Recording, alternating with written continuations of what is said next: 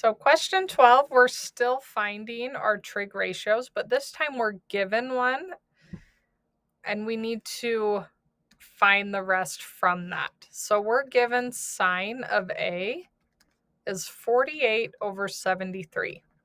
And you need to remember that these are side lengths. This is the opposite from angle A, and this is the hypotenuse. So I want you to draw the triangle. Yes, draw the triangle.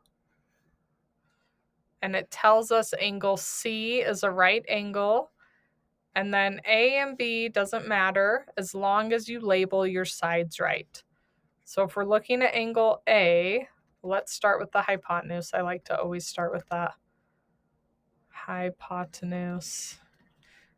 Opposite. And those are the two sides we're given. Opposite is 48, hypotenuse is 73. We don't know the adjacent side, but we're going to have to find it because cosine is adjacent over hypotenuse. So we're going to have to go back and use this other thing we know about right triangles called the Pythagorean theorem. The two legs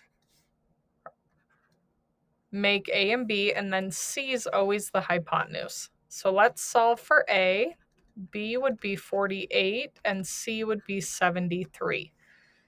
To get A by itself, I'm going to subtract 48 squared on both sides.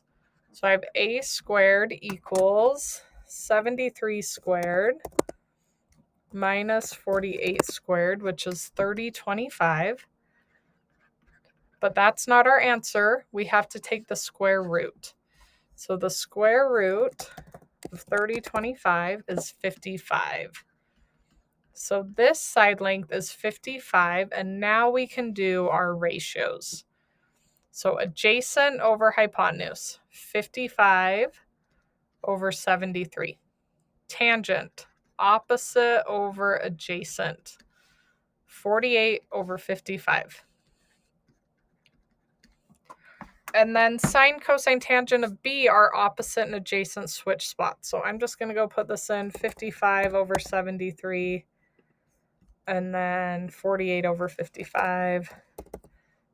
And I know cosine of B is the same as sine of A. That's what happens when the opposite and adjacent switch. And then sine of B is the same as cosine of A. And then tangent, when the opposite and adjacent switch, they take the reciprocal on the tangent. So once you have the first reference angle, you're welcome to go draw on the triangle and change the numbers and find the new ratios.